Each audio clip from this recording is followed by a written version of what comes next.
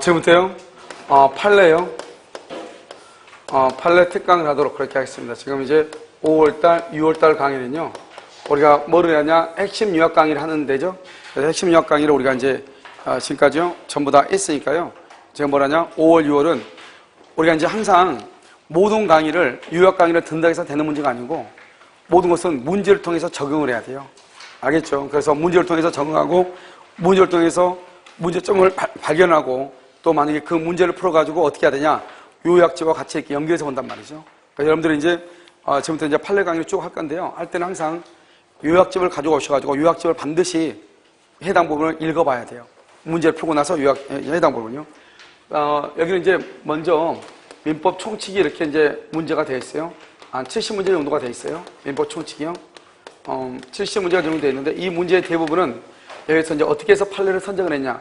우리가 여러분 보면, 지금 시중에 나와 있는 문제 판례집들을 보면 너무 허황된 게 너무나 많아요. 왜냐면 내가 판례를 읽었는데 이거 왜 이걸 해놨지? 이런 것들이 너무 많아. 그리고 판례를 일률적으로 쭉 1번, 2번, 3번, 4번 이렇게 쭉 이렇게 해놓으니까 판례 개수는 엄청나게 많아요.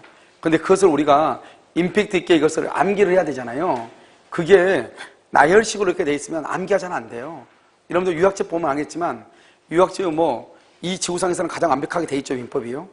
그런데 완벽하게 유학집이 돼 있다 할지라도 이것이 중요한 것이 아니고 이것을 내가 소화하는 능력이 중요한 거잖아요. 그런데 그 소화를 하려면 이것은 유학집이 쭉 정리되어 있기 때문에 이게 잘 이렇게 습득하기가 상당히 힘들단 말이죠. 그래서 어떻게 되냐, 총칙의 판례는 일단 우리 공중에서에서 기출문제 있죠? 기출문제 나와 있는 판례들을 다 정리를 했어요. 기출문제 나온 판례. 알죠? 여기 다 정리를 하고, 그 다음에는요, 국가고시 있죠? 다른 국가고시에 나와 있던 판례 있죠? 이 판례를 정리를 이렇게 했어. 우리 시험에 나올 수 있는 것은요. 그 다음에 이제 여기서는 판례만 정리를 했고요. 그 다음에 이제 우리가 조문이라고 해서 민법 조문이 있죠? 조문 문제가 또 정리가 되어 있다. 이미 정리가 되어 있어가지고요. 여러분들 이제 7월달, 8월달 문제집에다가 이 조문 문제를 치르려고 그랬는데, 조문 문제가요, 해설하고 이렇게 하니까 양이 너무 많아요. 그래서 문제 자체는 얼마 안 되는데, 여러분 전에 한번 우리가 민법 총칙하고 물권법, 점유권까지 한번 문제를 풀어본 적이 있을 거예요. 그래서 이제 민법 조문을 가지고 조문을 전체로 문제로 만들어 온 거란 말이죠. 우리 시험은 판례하고 조문에서만 시험이 나와요. 알겠죠? 다른 데는 시험이 나오지 않아요. 학설, 어떤 학자들이 강의하는 선생님들 오면 자꾸 막 학설 얘기하더라고요. 그럼 저는요, 그 무식하면 어디서 그 담대함이 나오는지 모르겠어요. 그건 절대로 시험에 안 나와요. 우리가 자격증 시험에서는 민법 조문하고 판례만 딱 나오는 거예요. 아시겠죠? 그래서 이제 그런데 조문도 어떻게 되냐?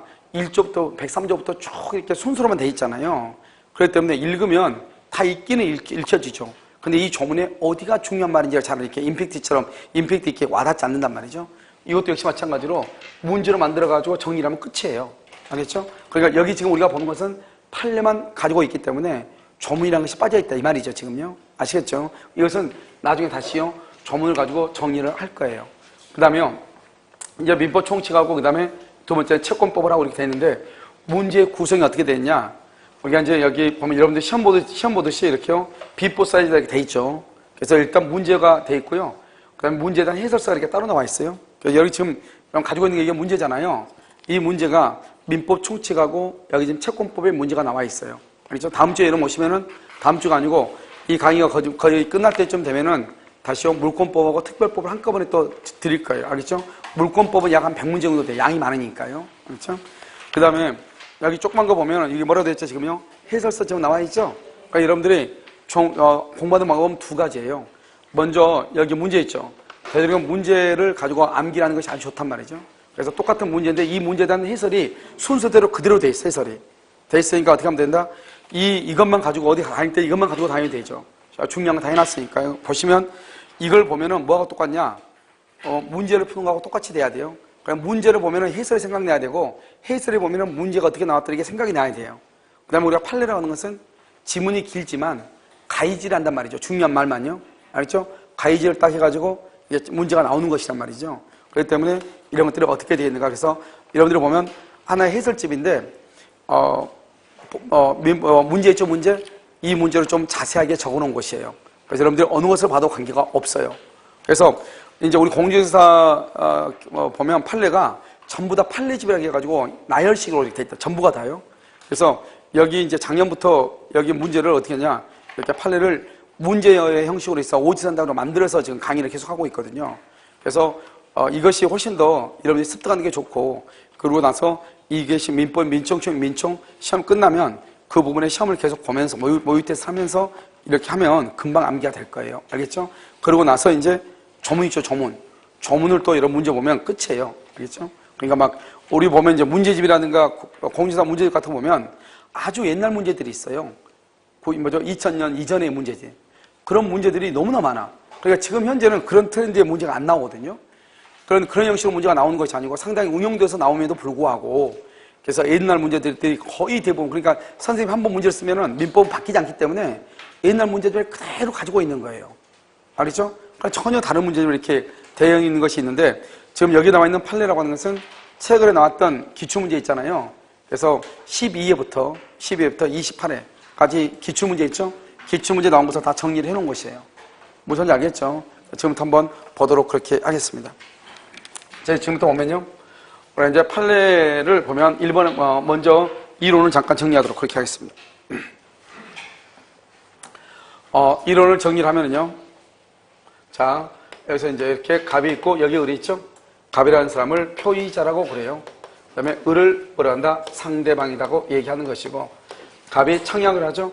청약을 뭐라고 하냐? 의사표시라고 얘기하는 것이고요. 그 다음에 을이 승낙을 하면 승낙을 의사표시라고 얘기를 해. 이렇게 청약과 승낙을 뭐라고 하냐? 법률 사실이다. 이렇게 얘기하죠. 이렇게 청약과 승낙에 있어서 합의가 있죠? 다른 말로 이것을 합치라고 얘기하는 것이고, 이 합의와 합치를 뭐라 한다? 계약이라고 얘기를 하죠. 계약. 이런 계약에 의해서 갑은 을한테 등기를 해줄 의무가 있는 것이고, 을은 갑한테 대금을 지급할 의무가 생기고, 그 다음에 갑은 을한테 대금을 청구할 수 있는 청구권이라는 권리가 생기고, 을은 갑에게 등기를 청구할 수 있는 등기 청구권이라는 권리가 생기죠. 이 계약을 뭐라고 표현하냐? 법률 요건이다. 이렇게 하고, 이 법률 요건을 다른 말로 그냥 요건이다. 이렇게 얘기를 해. 그 다음에 이것을 뭐라고 하냐? 이것을 법률 효과라고 얘기하고, 법률 효과. 이것을 그냥 뭐라고 하냐? 효과라고 얘기하는 것이죠. 그 다음에 이렇게 권리와 의무로 이루어졌죠? 이것을 뭐라고 한다? 권리와 의무가 상호 대응한다. 권리, 의무, 관계라고 하고, 우리는 의무보다는 권리를 주장하기를 좋아하죠. 이것을 권리, 관계라고 하고, 이러한 권리, 관계로 이루어진 법을 무슨 관계라고 한다? 법률, 관계라고 하고, 그래서 우리 시험에는 법률, 관계에서만 시험에 나온다 이 말이고, 이런 법률, 관계하고 비교가 되는 게 인간관계라고 하는 것이고, 인간관계는 권리와 의무가 없다. 다른 말로 권리를 뭐란다? 채권이고, 의무를 뭐란다? 채무다. 그래서 인간관계에서는 채권, 채무관계가 없다. 채무, 불이행이 없다. 이렇게 얘기하고, 이런 법률, 관계로 이루어진 법, 이 법을 뭐란다? 실체법이다. 이렇게 얘기하죠. 그래서 여기서 실체라고 하는 것은 권리를 의미하는 것이다. 이 말이죠. 그래서 우리가 등기법에서 실체관계에 부합한다고 하는 것은 권리, 관계에 부합한다는 말이고, 실체관계에 부합하지 않는다는 말은 권리, 관계에 부합하지 않는다 이런 말이죠. 그래서 갑이 소유자인데 등기는 을 앞으로 되어 있다. 그러면 을의 등기는 무효의 등기로서 실체관계에 부합하지 아니한다. 이렇게 표현을 하는 것이고, 이런 법률관계는 또 어디에서 나오는 것이냐? 다 잘 나오는 것이 아니고, 우리가 점유권에서 보면 203조. 203조는 비용상환 청구권이란 말이죠. 이 비용상환 청구권은 적법한 법률 관계가 있는 경우, 그럼 법률 관계가 있으면은 그 법률 관계로 가는 거죠. 전세권의 경우는 310조, 그 다음에 임차권의 경우는 626조에 의해서 비용을 청구하는 것이고, 그 다음에 적법한 법률 관계가 없다, 계약 관계가 없다, 그러면 절도범이 물건을 훔쳐서 수리를 해가지고 수리 비용이 나왔다 이 말이죠. 그러한 경우는 어디로 간다? 203조 이런 식으로 할 때 법률 관계라는 한 말이 시험에 나오죠. 그럼 우리 보면 법률 사실과 법률 요건과 법률 효과가 있는데, 이게 아주 기본적인 것인데 가끔 시험에 나올 수 있다 이 말이죠. 그래서 갑하고 을하고 있으면, 이 갑이 을한테 청약하는 것을 법률 사실이라고 하고, 을이 승낙하는 것도 뭐라 한다? 의사표시 법률 사실이라고 하고, 이런 법률 사실이 모여서 뭐가 이루어진다? 이것을 법률 요건이라고 얘기하고, 이 법률 요건을 뭐라 한다? 원인행위라고 얘기하고, 원인행위. 그래서 우리가 등기를 할 때는 원인 등기, 원인 증서가 있어야 돼. 그 원인 증서를 뭐라 한다? 계약서다 이 말이죠. 여기서 뭐가 나온다? 법률 효과라고 하는 것이 나오고, 이 법률 효과를 뭐란다? 결과라고 얘기하는 거죠. 그럼 여기서 법률 요건은 뭐냐? 법률 요건은 법률 효과라고 하는 결과에 대한 원인을 얘기하죠. 다른 말로 법률 요건은 법률 효과에 대한 원인이다 이렇게 얘기하죠. 그러면 법률 효과는 뭐냐? 법률 효과는 결과이죠. 뭐에 대한 결과나 법률 요건이라고 하는 원인에 대한 결과잖아요. 결국 법률 효과는 뭐냐? 법률 요건에 대한 결과다 이렇게 얘기하죠. 그 다음에 이제 이걸 가지고 이제 얘기하면 법률 요건은 뭐냐? 법률 사실이 뭐여야 법률 요건이죠? 법률 사실을 구성 요소로 하는 것이다 이렇게 하는 것. 그 다음에 법률 사실은 뭐냐? 법률 요건의 구성 요소가 되는 것이다. 되는 것. 그럼 이걸 전체를 얘기하면 어떻게 되냐? 법률 요건은 법률 사실을 구성 요소로 해서 법률 효과의 원인이 되는 것이다 이 말. 법률 요건은 법률 사실을 구성 요소로 하는 것으로서 법률 효과의 원인이 되는 행위를 말한다 이렇게. 그럼 법률 효과는 뭐냐? 법률 효과는 위에서부터 읽어. 법률 요 사실을 구성 요소로 하는 법률 요건에 대한 뭐다? 결과. 그것을 법률 효과다 이렇게 얘기하는 것이죠.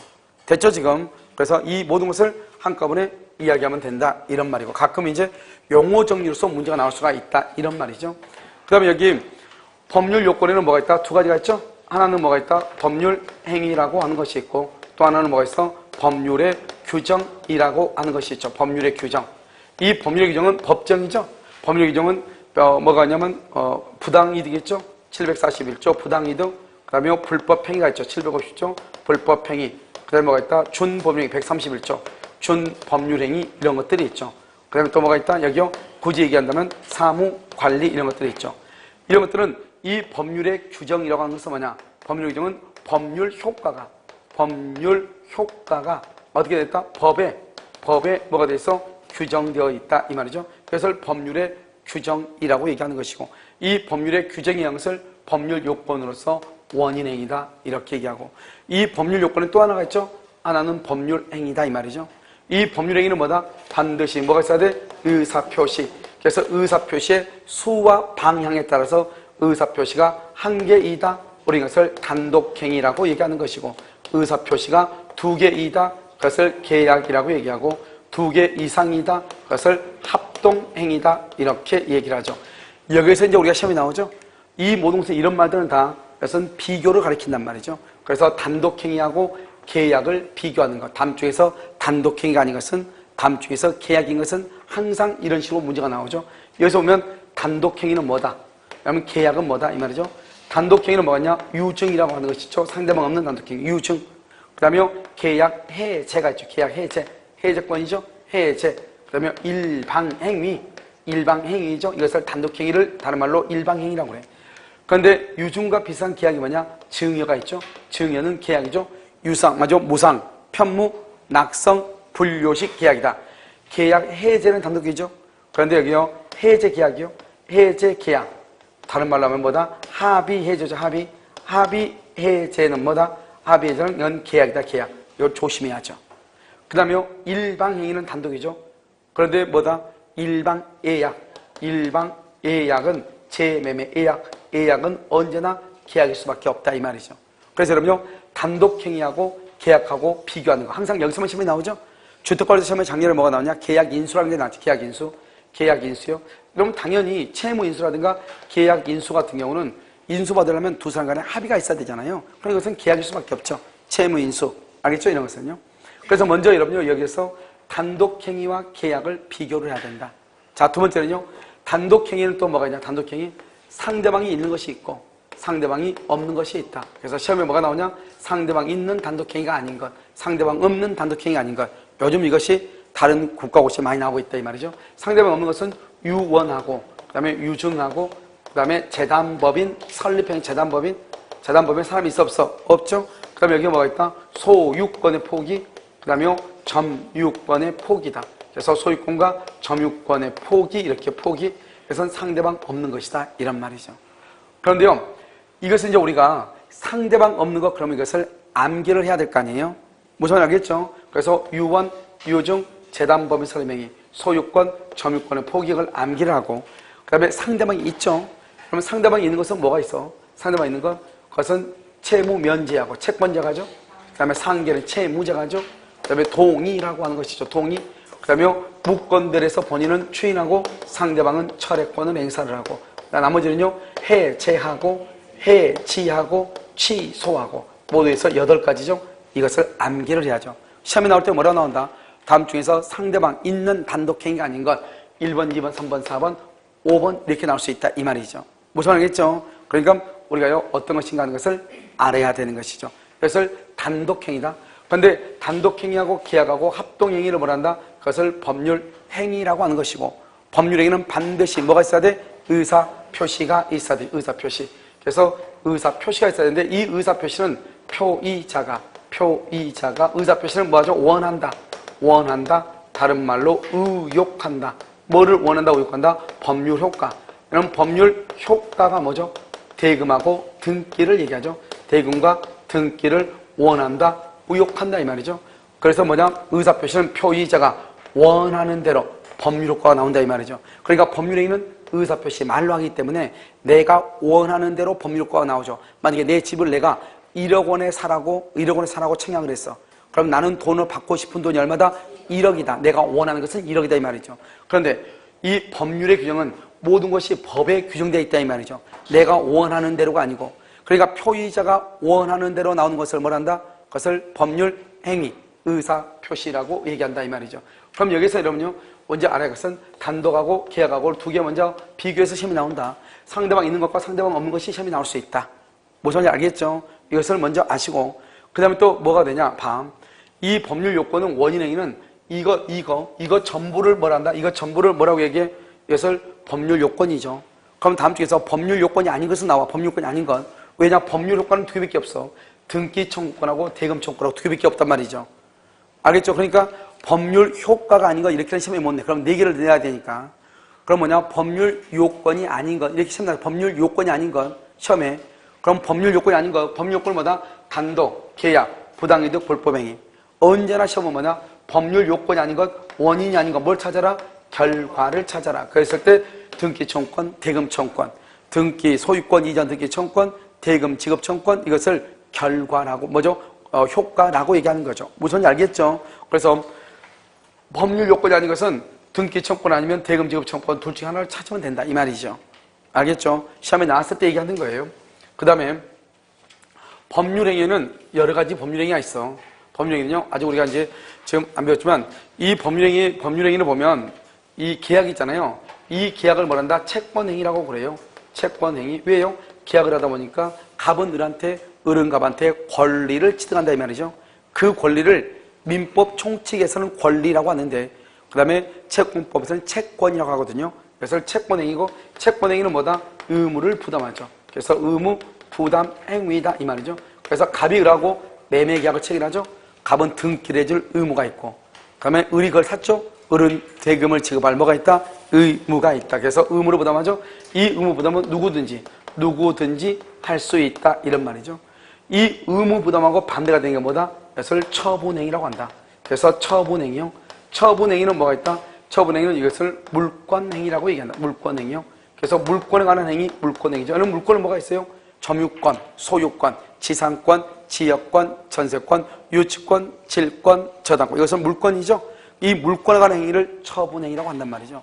그러면 의무부담행위는 누구든지 할 수 있죠. 그런데 처분행위는요, 처분 권한자, 처분 권한자만 할 수 있고, 만약에 처분 권한이 없다 그러면 이것은 유효이다 무효이다 무효가 되게 해서 처분행위는 물권행위다 이 말이죠. 꼭 물권행위뿐만 아니라 뭐도 된다? 준물권행위. 그래서 준물권행위도 처분행위에 들어간다. 여기서는 뭐라 한다? 채권양도. 알겠죠? 이것을 준물권행위다 이렇게. 그래서 이것이 우리 시험에 나왔죠. 이것도 처분행위로서 처분 권한이 있어야 되고, 처분 권한이 없으면 처분행위는 유효이다 무효이다 무효이다 이렇게. 그래서 먼저 의무부담은 누구든지 할 수 있죠. 누구든지 한다는 말의 뜻이 뭐냐?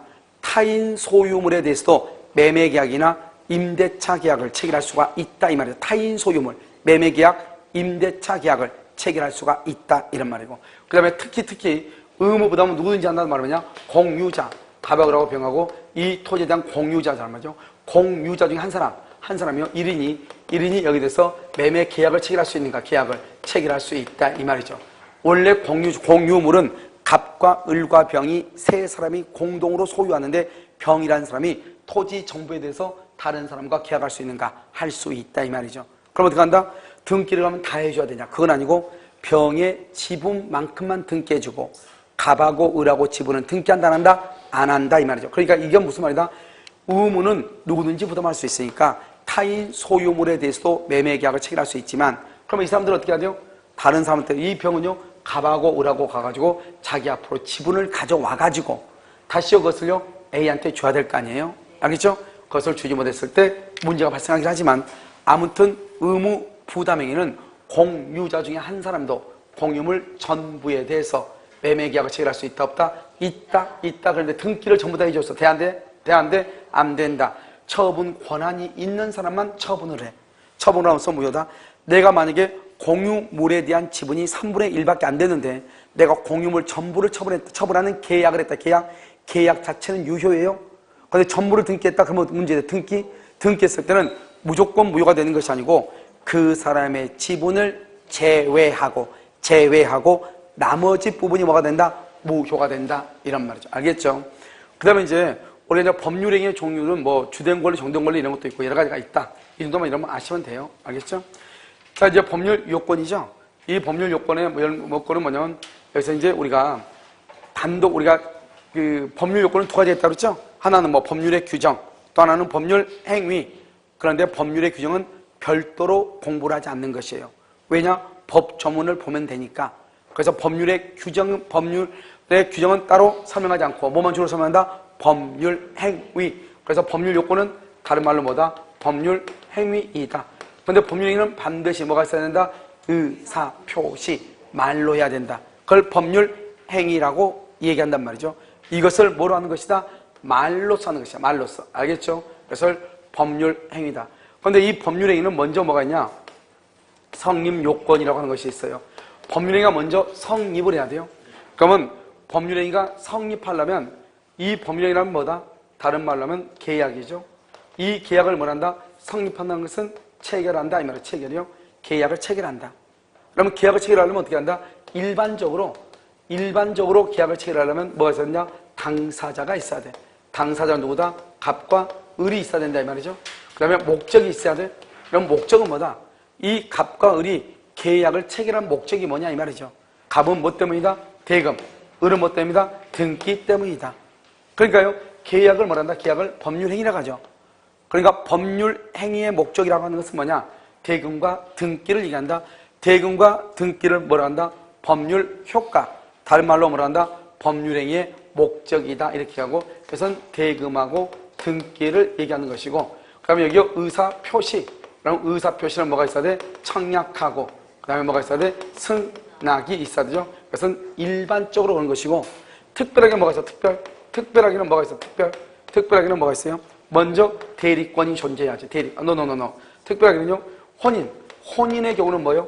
혼인은 봐봐. 남자고 여자가 있고 목적은요. 동거를 할 목적. 혼인 의사죠. 동거할 목적이고 청혼을 하고 승낙을 하죠. 그렇다고 해서 혼인이 아니고 혼인은 여기에다 뭐까지 해야 돼? 신고까지 해야지 혼인이 성립하죠. 그러니까 혼인의 경우는 이 세 가지는 일반적으로 갖추고 플러스 알파로 이런 것이 더 있어야 된다 이 말이죠. 유언 있죠? 유언의 경우는 어떻게 돼요? 유언의 경우는 5가지 방식으로만 해야 돼요. 그럼 이러면 어음 있죠? 어음을 발행할 때도 일정한 방식을 갖춰야 되고요. 회사를 설립하죠. 법인을 설립할 때는 정관을 작성하고 등기를 해야 된단 말이죠. 그러니까 이러한 것들이 있어야만이 반드시 법률행위가 성립한다. 그것을 특별이라고 하고 거의 대부분의 것은 99%는 일반적이죠. 일반적이라는 것은 이런 것만 있으면 된다. 이런 말이죠. 자, 그 다음에요. 이렇게 해가지고 모든 요건을 다 갖추죠. 다 갖추면 법률행위가 성립했다고 하고 갖추지 않죠? 그럼 이것을 불성립이다. 이렇게. 먼저 결론적으로 보면 법률행위가 불성립할 때는 첫 번째 계약 체결상의 과실책임이란 말이 나와 안 나와? 불성립하면 계약 체결상의 과실책임 말이 나올 수 없어. 계약 체결상의 과실책임은 계약은 성립은 했는데 처음부터 물건이 없어서 효력이 없다 이 말이잖아요. 그래서 계약 체결상 과실책임은 문제가 되지 않는다. 자, 두 번째요. 착오의 문제가 나오지 않는다. 착오. 왜냐? 착오라고 하는 것은 계약이 성립하고 난 다음에 여기서 효력 요건이죠. 효력 요건. 효력 요건 여기에서 나오는 것이다. 효력 요건에서. 그래서 효력 요건은 뭐가 있다? 효력 요건은요. 먼저 일반적 효력 요건이 있고 특별한 효력 요건이 있고 이렇게 있단 말이죠. 이 특별 효력 요건은 뭐가 있어요?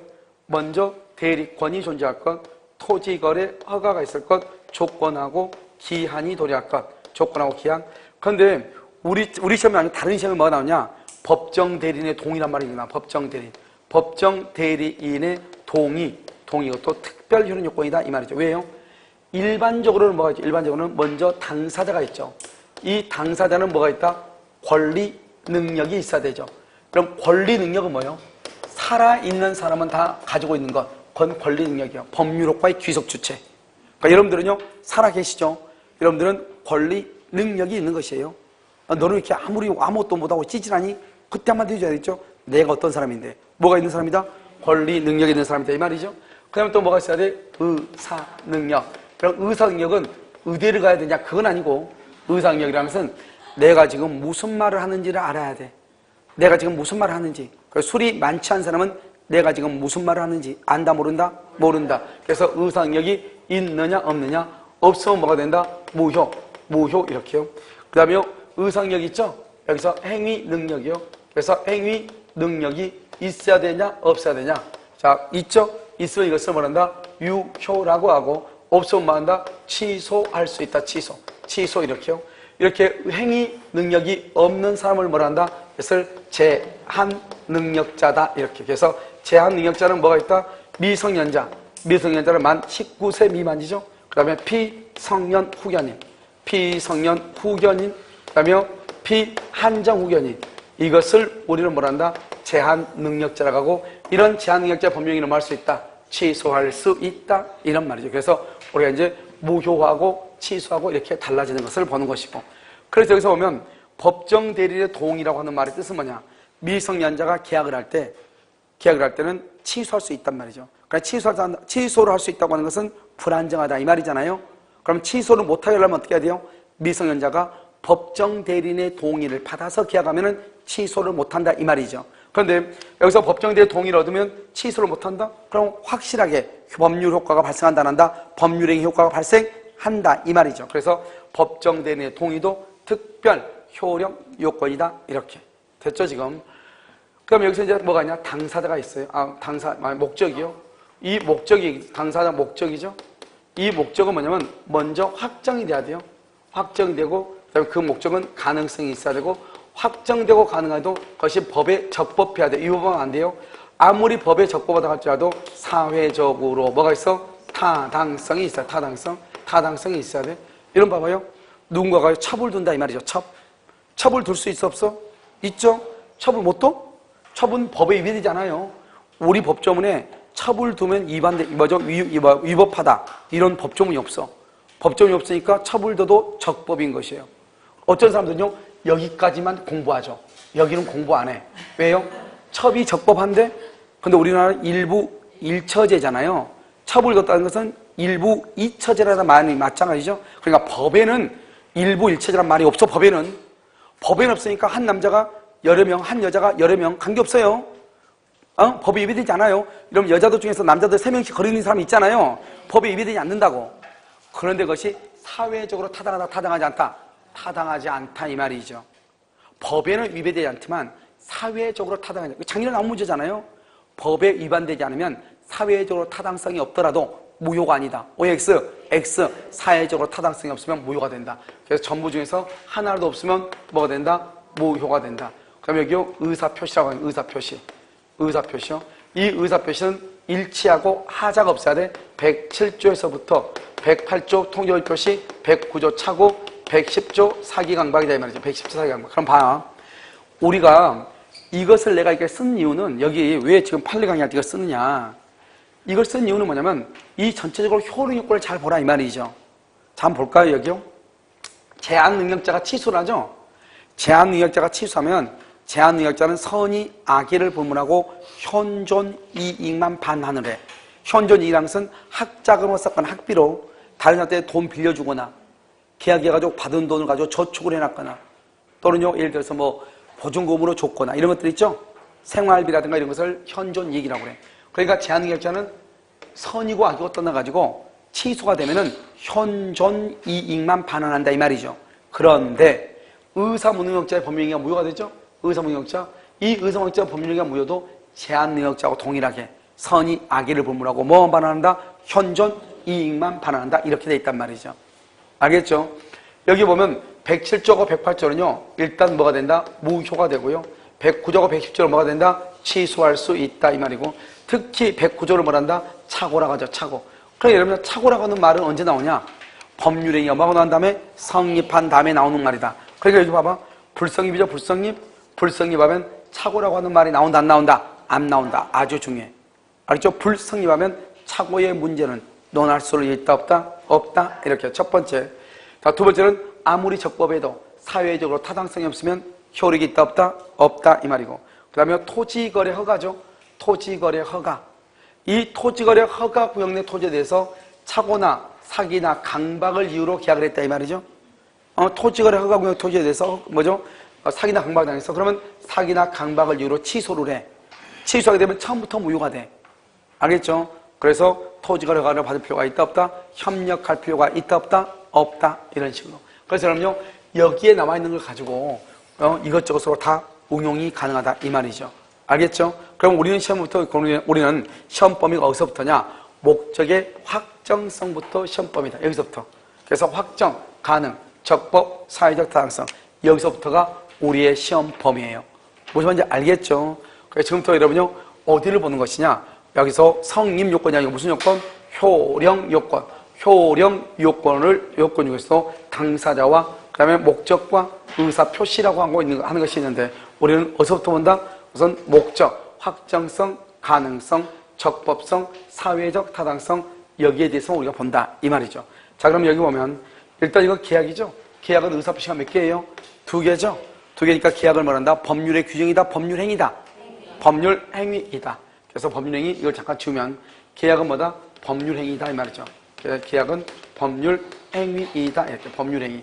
이 법률행위는 먼저 무슨 요건이 있다? 성립 요건이 있고 효령 요건이 있고 효령 요건에서는 먼저 일반적 효용 요건이 있고 특별 효용 요건 두 가지가 있죠. 그럼 일반적은 뭐죠?